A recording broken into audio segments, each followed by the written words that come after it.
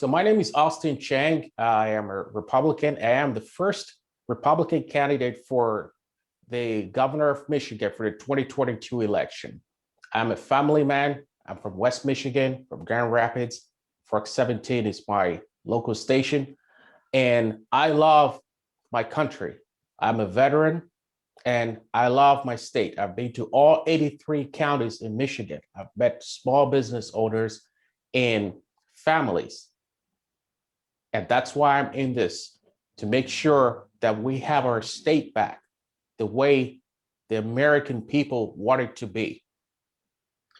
And so you announced your candidacy several months ago. You mentioned it a little bit there, but what makes you want to run for, the highest office here in the state of Michigan? So, like I said, I went around all 83 counties. I'm a small business owner, and what we have faced over the last year is unprecedented. And I'm not the only person who's facing this. And I decided to go into this because somebody has to stand up. Somebody has to do the right thing. And I went to all the counties in Michigan. I met small business owners, farmers, ordinary Michigan citizens who love this country. And people are fed up the way the politicians handle everything in this state. It's time for a breath of fresh air. And that's what my candidacy, that's what I intend to bring to the people of Michigan. And you mentioned you're the first GOP candidate to throw their hat in the ring. What made you want to do it so early and put your name out there? So I prayed about this. I'm a man of faith. And I remember back then, I was praying and asking God and saying, somebody has to do something about this.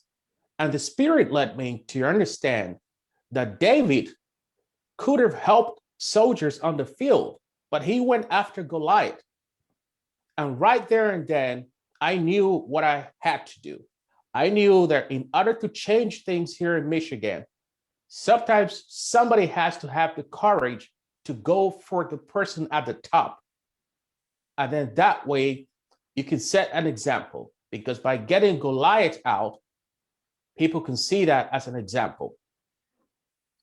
And I've noticed you've had some harsh words for Governor Gretchen Whitmer. You called her a dictator recently in one of your posts. Why are you using such strong language to describe her?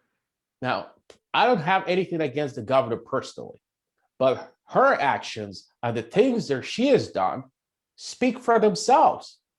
She doesn't work with our legislature, and that is a classic characteristic of a dictator. So if she's already acting like one, then that's exactly what she is. Let's call a spade here. And that's exactly what I'm doing. Do you think there's any problem using a language like dictator, though, when there's been, reasonable threats against her, including, the alleged plot to kidnap her and harm her? Do you think, maybe using that language isn't correct at this time? No, I don't think so. You have to call a spade a spade. So the governor is doing what she's doing.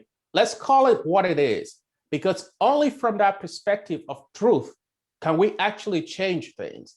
If we start, dancing around the truth and not calling it what it is, then we're sort of aiding her in what she's doing to the whole state. So let's call it what it is, and then we can deal with it. And tell me a little bit about some of the policies you're running on. Obviously, you call yourself a conservative Republican. Just tell me a little bit about some of the things you want to see in place here in the state if you were to take office. Now, after going around all 83 counties, I could tell you that speaking to ordinary Michiganders, the first thing, now rightly or wrongly, whether there is fraud or not, people no longer trust that Dominion systems can deliver a free and fair election here in Michigan. So on day one, I'm going to make sure that I get rid of that contract. Michigan is not tied to Dominion. I have personally reviewed that contract, and I know the provisions of that contract, especially section 19, 20, and 21 gives the governor the power to terminate that contract. Michigan can have other companies come forward and provide their service. So we're not tied to Dominion. That's the first thing I'm going to make sure that's done, to make sure that people have faith in our system once more. And what's your take on the November election? Do you think it was stolen? Now, like I said, regardless of if it was stolen or not, people no longer have faith in the ability of the state to deliver a free and fair election. So if you can't find a way around that, it's never going to be a free and fair election ever again, because people would simply not show up, and we can't have that. That's going to be a one-sided democracy, and we can't have that. We must have everybody participating in our election. That's the main reason why I am committed to getting rid of that contract and bringing somebody else, having other people come in that might be able to provide us with that service. But again, what do you believe about the election? I think at this point it's irrelevant what I personally believe, because I've spoken to the vast majority of Michiganders in all of the counties. So I am in a position to know exactly what the Michiganders have been saying, and they have said this directly to me. So my position is to implement what the people of Michigan want, and is to get rid of that contract so that we can have a free and fair election that people can trust. If people don't trust our system, why should they go out and vote? I stand by that statement, and I guarantee it's the first thing I'm going to do on day one. And you've already made some waves, early on. You built a social presence early on in this campaign, and you made some waves, whether good or bad, for some of the things you've said. One of those comments I want you to talk a little bit about. You said, the rioters at the Capitol on January 6th were, full of passion, to paraphrase. Tell me a little bit about that comment you made, and what did you mean by that? Now, like I said, I've met ordinary Michiganders, and I can understand that people are hurting, people are angry, people are losing everything, their savings, their hard work. So people are easily overcome by passion in the middle of that. And I believe that's what happened. There are a lot of good people who went over there with the very best intentions, but passion took over. They have nothing else left. Farmers. I met a restaurant owner who just handed over a business to his son. And they told me if they could just get $5,000 to hear a fellow American citizen, a Michigander, come to the point where they feel like maybe $5,000 could save everything, was just sad. And that's the position that I was coming from. It's understandable to see how people can get overwhelmed by passion in the middle of all of that. So just to clarify, you said they were overcome by passion, but you don't agree with how things went about that day. No, so I'm not saying that because they were overcome by passion, the things that they subsequently did or the things that subsequently happened, I endorse it. No, absolutely not. But what I'm saying is try to understand why it happened and what led them to that point. These are people who didn't go there planning to do this. They just simply went there to protest the way their country was headed. And they have a right to do that. Now, somehow they got overwhelmed by passion. I understand, but you need to understand how they got to that point. And another comment you made a couple of days ago, you said if you took over as governor, you'd cancel Black History Month in this state. Can you explain, your reasoning behind that? I think it's, for a lot of people, that was shocking to hear someone say that. Now, so we're all Americans. We come from very different backgrounds. We have Norwegians, we have Finnish, we have Swedish, Polish, German. We have people from African backgrounds in this country.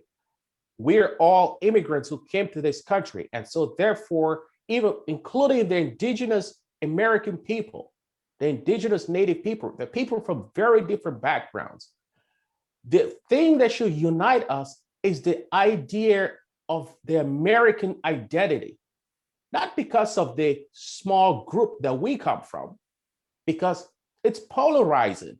If we're going to have a Black History Month, then what about a Finnish History Month? What happens to a Jewish History Month? What happens to a Swedish History Month? The list goes on and on and on. But these are all American history.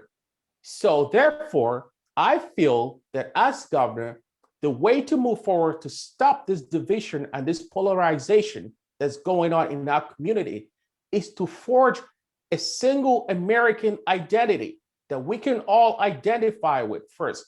No one is saying you should get rid of your background, and no one is saying that in the middle of that, there's not going to be any Black history being taught or people of that background history being taught. But also, how about Finnish history? How about Norwegian history? How about German history?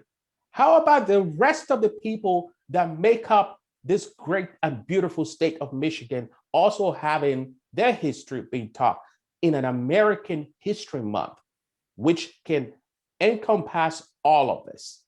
That's my point of view, and I stand by that statement. And what would you say to, some critics who would probably say, stories of Black history haven't been shown as much as, other parts of history, and this month is needed to, raise those stories up to give more strength to them? Would they agree that maybe perhaps we should have like a White History Month? Would that sound all right?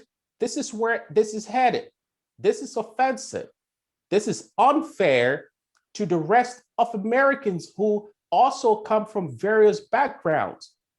We need to have one American identity. We're all Americans. At least we can agree on that. I hope so, because the people who are disagreeing with this seem to be suggesting that by having an American history, their own history is not going to be taught in that.